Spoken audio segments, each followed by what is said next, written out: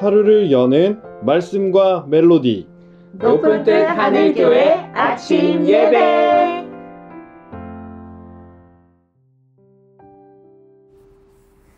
(9월 4일) 목요일입니다.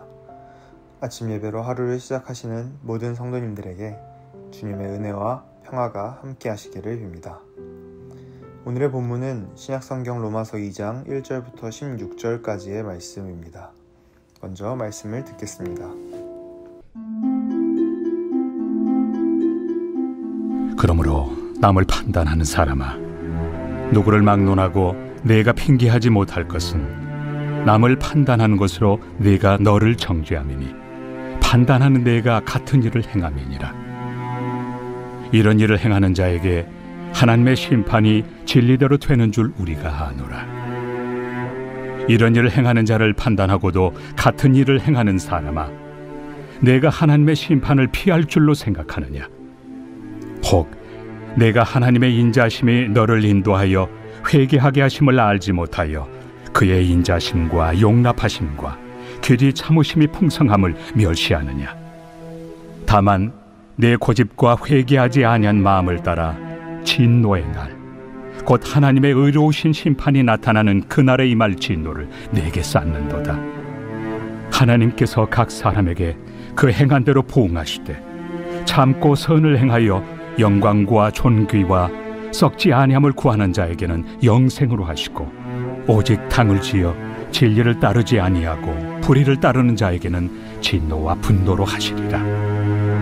악을 행하는 각 사람의 영에는 환난과 곤고가 있으리니 먼저는 유대인에게요 그리고 헬라인에게며, 선을 행하는 각 사람에게는 영광과 존귀와 평강이 있으리니 먼저는 유대인에게요 그리고 헬라인에게라. 이는 하나님께서 외모로 사람을 취하지 아니하심이라. 무릇 율법 없이 범죄한 자는 또한 율법 없이 망하고, 무릇 율법이 있고 범죄한 자는 율법으로 말미암아 심판을 받으리라. 하나님 앞에서는 율법을 듣는 자가 의인이 아니요 오직 율법을 행하는 자라야 의롭다 하심을 얻으리니, 율법 없는 이방인이 본성으로 율법의 일을 행할 때에는 이 사람은 율법이 없어도 자기가 자기에게 율법이 되나니, 이런 이들은 그 양심이 증거가 되어 그 생각들이 서로 혹은 고발하며 혹은 변명하여 그 마음에 새긴 율법의 행위를 나타내느니라.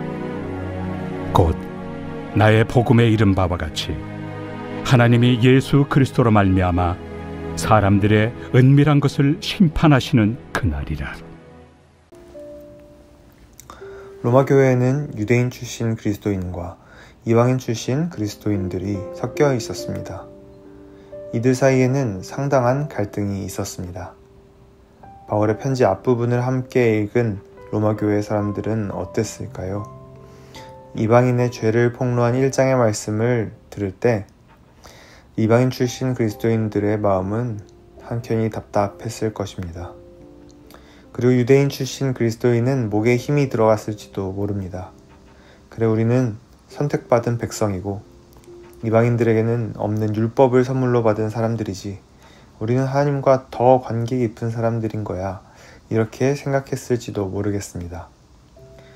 바로 그것을 의도했다는 것처럼 2장은 이어서 유대인의 죄를 지적하기 시작합니다.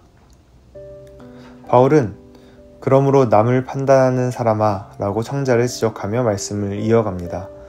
이방인의 죄악을 지적할 때 자신과는 상관없는 일처럼 판단하고 고개를 끄덕였다면 뜨끔했을 것입니다. 다른 사람을 평가하는 여러분은 다른 사람을 평가하는 그 잣대로 스스로 평가받는다는 것을 기억하십시오. 여러분이 손가락질하는 이방인들과는 구분된 삶을 살고 있다고 자신하십니까? 여러분은 하나님이 오래 참으셔서 여기까지 왔다는 것을 기억하십시오. 그들을 향한 지적은 간단합니다. 남을 판단하면서도 스스로 같은 일을 행하는 여러분도 이방인과 다르다고 생각하지 마십시오 라는 지적입니다. 다른 사람의 문제를 평가할 수 있을 만큼 날카로운 시선으로 자기 자신을 보는 일은 어렵습니다. 특히 어떤 종류의 자부심에 사로잡힌 사람에게 스스로의 허물을 알아차리는 일, 협소한 가치에 사로잡힌 자신의 모습을 알아차리는 일은 불가능한 일에 가깝습니다. 아니, 오히려 자부심에 사로잡힌 사람은 그런 자부심이 없는 사람보다 덜 조심하기 때문에 더 큰 문제를 일으키기도 합니다.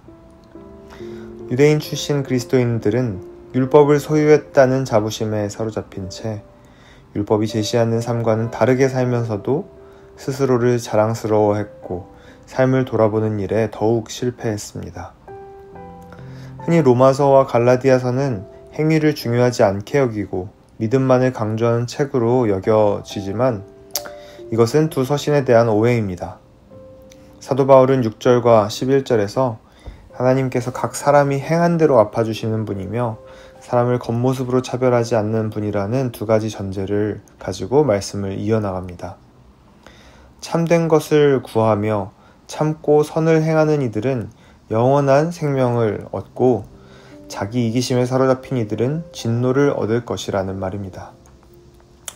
다시 말하자면 율법을 주신 이유 역시 율법을 통해 하나님의 백성이 참된 것을 구하며 참고 선을 행하는 삶을 살 수 있게 하려는 목적으로 주신 것이라는 이해를 바울은 가지고 있습니다. 그래서 바울은 율법을 듣는 자가 의인이 아니라 율법을 행하는 자가 의인이다 라고 말씀합니다. 율법의 소유를 자랑한 유대인의 맹점은 현대를 살고 있는 그리스도인들에게도 같은 경고를 줍니다. 우리는 복음이 제시하는 사랑과 은혜의 삶은 잊은 채 그리스도인으로서 복음만을 자랑하는 삶을 살기 쉽다는 것입니다. 독일의 신학자 디트리 본회퍼는 이런 태도를 값싼 은혜라고 정의합니다. 하나님이 원하시는 참된 삶으로 우리를 변화시키는 그런 은혜로 복음을 받는 것이 아니라 그저 나의 자랑으로만 받은 은혜는 우리가 받은 은혜를 가치 없게 만든다는 것입니다.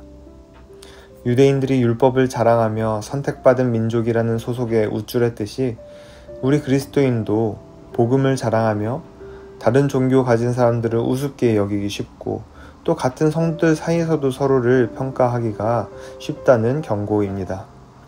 그러니 우리는 우리가 뿌리내린 땅을 자랑하는 사람이 되면 안 되겠습니다. 우리가 그리스도인이라는 사실, 우리가 어떤 종류의 개혁적인 교회를 다닌다는 사실, 내가 어떤 종류의 신앙적 교육을 따로 받았거나 좋은 교육을 수료했다는 사실은 자랑할 근거가 될 수 없다는 것입니다. 우리가 뿌리내린 땅을 자랑하는 방법은 우리가 맺은 열매에 있습니다. 우리가 받은 은혜가 값비싸다는 사실은 우리가 행하는 사랑과 은혜에서만 알 수 있다는 것입니다. 아무리 우리가 받은 은혜가 좋다고 말로 자랑한다 해도 우리의 삶이 뒷받침되지 않는다면 우리가 받은 은혜는 값싼 은혜로 취급받을 것입니다. 사랑하는 성도님들, 우리가 항상 오늘 말씀을 기억하며 하나님과 사람들 앞에 참고 선을 행하는 사람으로 기억되도록 힘쓰는 우리가 되면 좋겠습니다. 앞서 말씀드린 것처럼 우리는 우리의 한계를 발견하기가 쉽지 않습니다. 그러니 바울처럼 누군가 우리의 현실을 되돌아보도록 말 걸어올 때 그 말을 잠잠히 듣고 받아들일 수 있는 겸손함이 우리에게 필요합니다. 오늘 하루의 삶 속에 성령님이 동행해 주셔서 우리를 가르치시고 또 듣게 하시면 좋겠습니다. 우리에게 말 걸어오실 때 우리의 자부심과 삶의 다양한 경험에서 나오는 소리를 낮추고 우리 안에 하나님께서 말씀하실 수 있는 마음의 빈 자리를 만들어가는 하루가 되면 좋겠습니다. 함께 기도하겠습니다. 사랑의 하나님, 바울의 말씀을 통해 우리 자신을 비추어 보게 하시니 감사합니다. 우리는 하나님에 대한 사랑과 믿음의 자부심이 때로는 그 믿음에 합한 삶을 가로막았음을 고백합니다.